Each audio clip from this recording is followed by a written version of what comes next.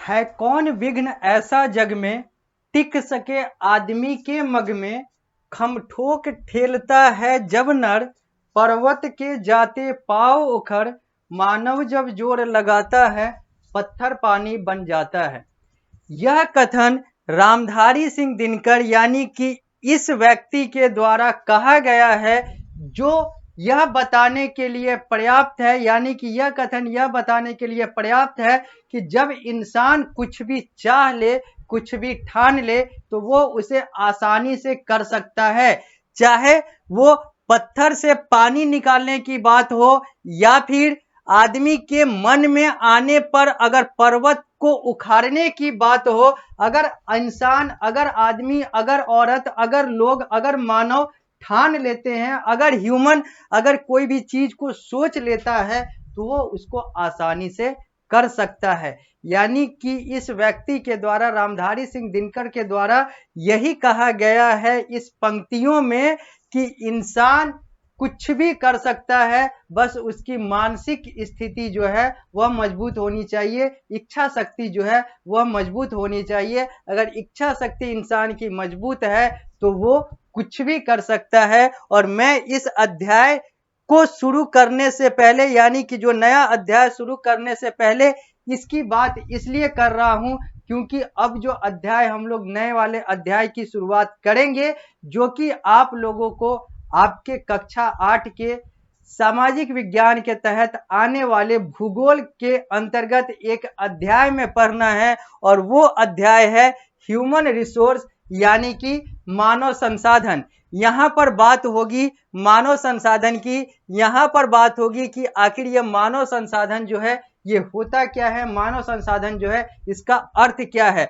सामने आप लोगों को इस स्मार्ट बोर्ड पर यह अध्याय संख्या 7 ह्यूमन रिसोर्सेज दिख रहा है लिखा हुआ। यह डिजिटल फॉर्मेट में है, पारस प्रकाशन पुस्तक का। यह पुस्तक आप लोगों के पास भी है, अगर है तो अच्छी बात है, नहीं तो आप ले लें, खरीद लें, क्योंकि इसी पुस्तक के अनुसार और पीएसबीआई के पाठ्यक्रम के अनुसार आप लोगों को यह पूरा कुछ पढ़ना है। और मैं द मोहित श्रीवास्तव, आप सभी लोगों का सोशल साइंस टीचर, सामाजिक विज्ञान शिक्षक, इस अध्याय को अब शुरू करने जा रहा हूं, जहां पर बात होगी ह्यूमन रिसोर्स की, यानी कि मानव संसाधन की, यानी कि यहां पर बात होगी इंसानों की, यहां पर बात होगी उस फैक्टर ऑफ प्रोडक्शन की जो हम लोगों से, आपसे और मानव से जुड़ा हुआ है।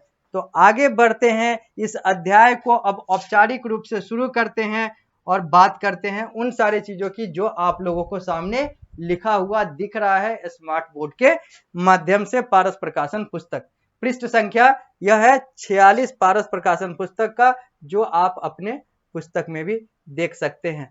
आगे बढ़ते हैं और बात करते हैं A nation is known by its people, एक देश अपने लोगों से जाना जाता है। The quality of human resources of, यहां पर थोड़ा सा मिसप्रिंट है, यहां पर लिखा हुआ है the quality of human resources is more important than quantity.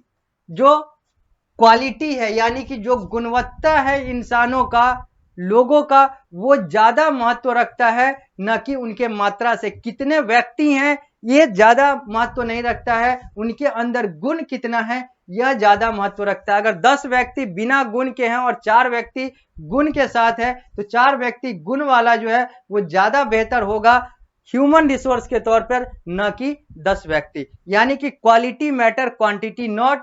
गुण का मतलब होता है, गुण जो है उससे हम लोग आगे बढ़ते हैं, न कि मात्रा से। आगे, the quality of people make a nation great. जितना अच्छा क्वालिटी होगा लोगों का, उतना अच्छा वो देश होगा, महान होगा। They are asset of a nation, ये जो लोग हैं यही एक देश के धरोहर होते हैं, संपत्ति होते हैं, संपदा होते हैं, सबसे बड़े संपदा होते हैं। A country without natural resources can develop if the people are hard working and well trained. कहा जाता है 5 फैक्टर ऑफ प्रोडक्शन, यानी कि पैदावार के, प्रोडक्शन के 5 फैक्टर होते हैं, 5 पहलू होते हैं, जिसे हम लोग 5M भी कहते हैं। 5M, 5M से शुरू होने वाले फैक्टर ऑफ प्रोडक्शन होते हैं। यानी कि प्रोडक्शन के पहलू होते हैं, फैक्टर होते हैं। ये 5 M कौन कौन से होते हैं? तो एक मैन, दूसरा मनी, MONEY मनी, तीसरा मशीन, MACHINE, सब मैं लिख रहा हूं आपके सामने, मैन, मनी, मशीन। चौथा मटेरियल, METERIAL, और मेथड, METHOD। ये जो 5 M से शुरू होने वाले जो 5 M है, ये बेसिकली फैक्टर ऑफ प्रोडक्शन कहलाते हैं। और ये पांचों जो है बहुत ज्यादा आवश्यक होते हैं किसी भी प्रोडक्शन में, और ये प्रोडक्शन के फैक्टर कहलाते हैं। Man, money, machine, material, method. यानी कि एक प्रोडक्शन के लिए हमें पैसे की जरूरत है, यानी कि मनी की जरूरत है, हमें मशीन की जरूरत है, यानी कि हमें तकनीक की जरूरत है, हमें हथियार की जरूरत है, हमें औजार की जरूरत है, हमें यंत्र की जरूरत है, हमें तंत्र की जरूरत है। मटेरियल यानी कि हमें सामान की जरूरत है, हमें जो चीज बनाना है उसके लिए हमें उस रॉ मटेरियल की, उस कच्चे माल की जरूरत है। तो हमें मेथड यानी कि तरीके की जरूरत है, और हमें इंसान यानी कि व्यक्ति की जरूरत है जो ये सारा कुछ करेगा। तो man, money, machine, material, method, व्यक्ति, पैसा, मशीन यानी कि तकनीक, यंत्र, मटेरियल यानी कि सामान, और मेथड यानी कि तरीका। ये 5 M जो है ये फैक्टर ऑफ प्रोडक्शन होते हैं।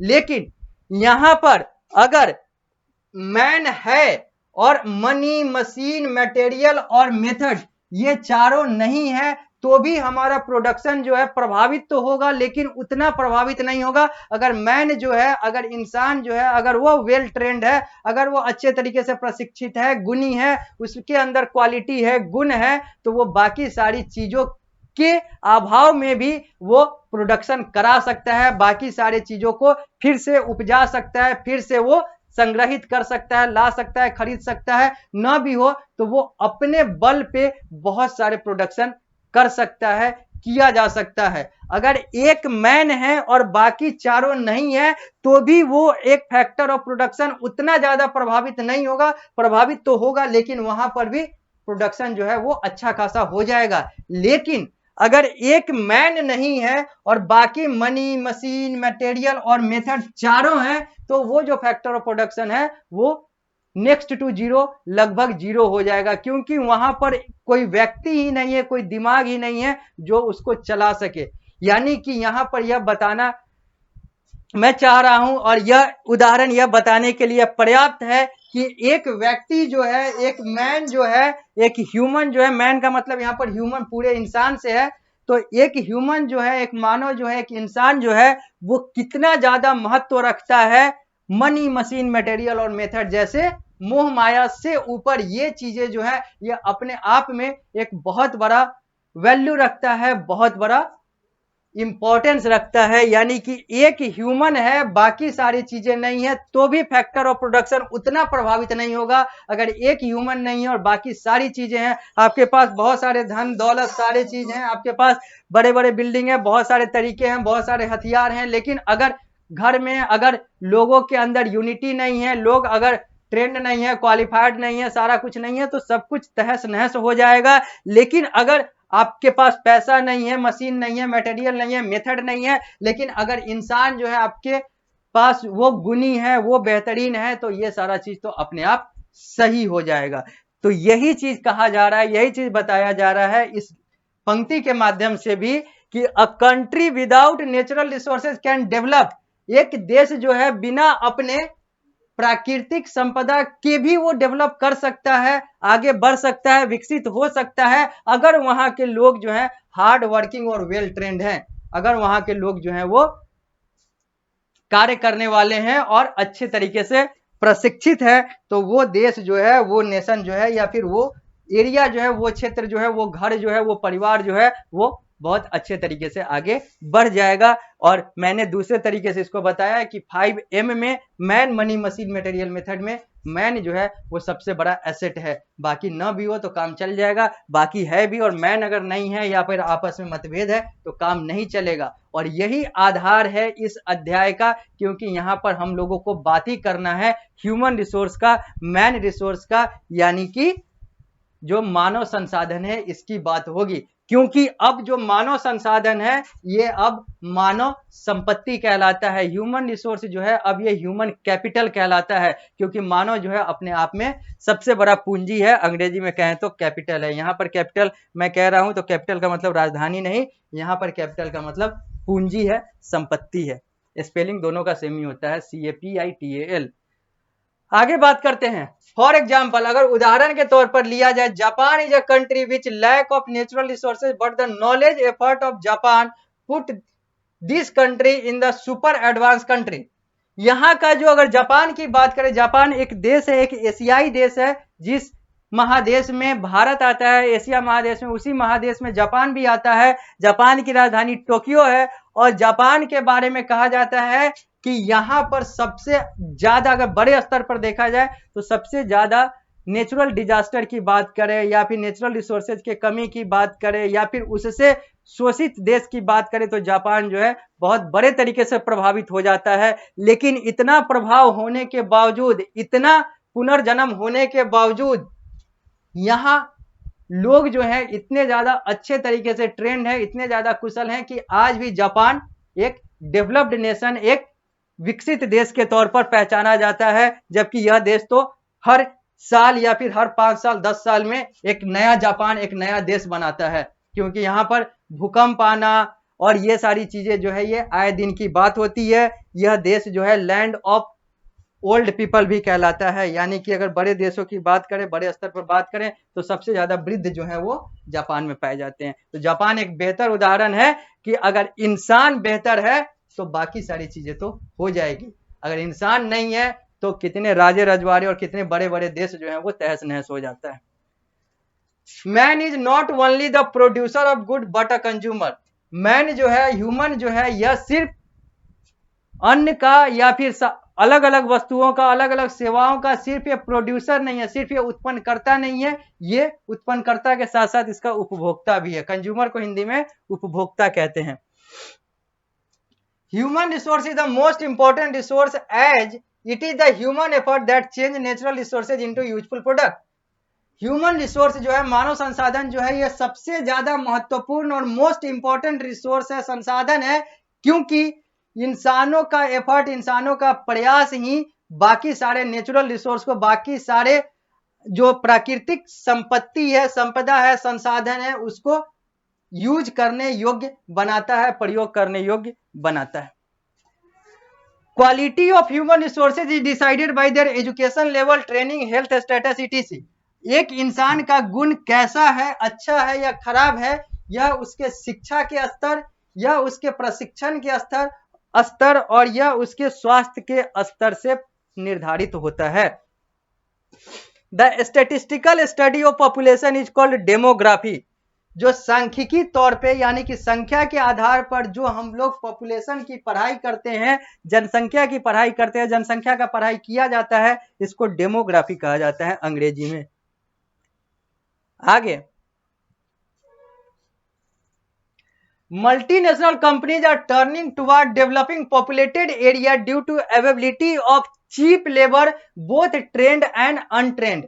जो मल्टीनेशनल कंपनी होती है वो उन देशों में ज्यादा जाती है जो विकासशील देश है, अंग्रेजी में कहें तो डेवलपिंग नेशन है, क्योंकि यहाँ पर जो मानव संसाधन है वो सस्ते में मिल जाता है, यानी कि उनको कम महीना, कम वेजेज, कम सैलरी देना पड़ता है, चाहे वो डेली का पैसा दे या फिर महीने वाला सैलरी दे या डेली वाला वेजेज दे, ये सब उनको कम देना पड़ता है, सस्ते में मिल जाता है।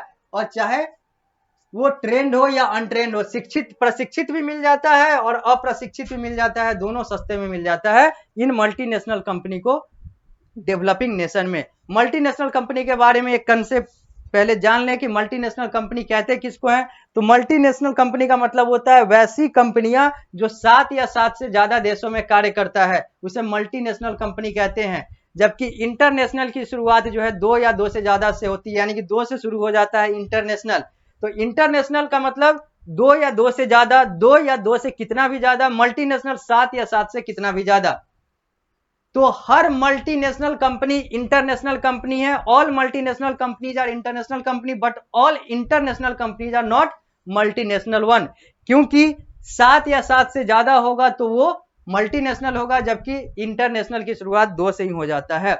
बहुराष्ट्रीय मल्टीनेशनल, अंतरराष्ट्रीय इंटरनेशनल। और यह सिर्फ कंपनी पर ही नहीं निर्धारित होता है, आधारित होता है, यह हर जगह जहां पर भी मल्टीनेशनल और इंटरनेशनल का कंसेप्ट आता है वहां पर मल्टीनेशनल मतलब 7 या 7 से ज्यादा, इंटरनेशनल मतलब 2 या 2 से ज्यादा।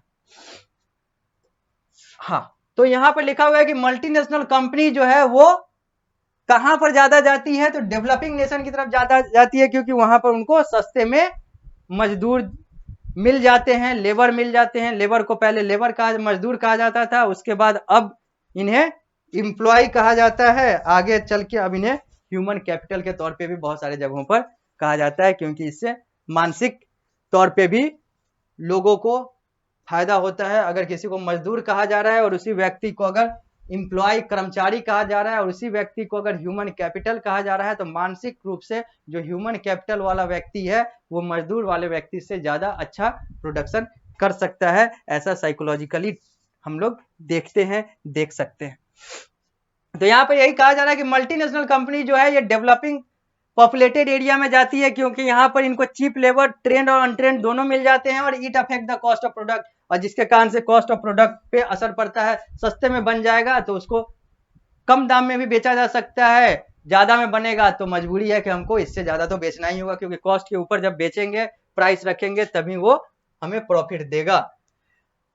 अब ये जो चित्र दिख रहा है पृष्ठ संख्या 46 पर, ये स्विंग सेंटर है, यानी कि ये सिलाई मशीन वाला, यानी कि सिलाई केंद्र है, जहां पर अलग अलग लोग सिलाई मशीन के माध्यम से कपड़े सिल रहे हैं, जो कि इस चित्र में आप लोग देख सकते हैं स्मार्ट बोर्ड पर, और यह आप अपने पुस्तक में भी पृष्ठ संख्या 46 पर देख सकते हैं।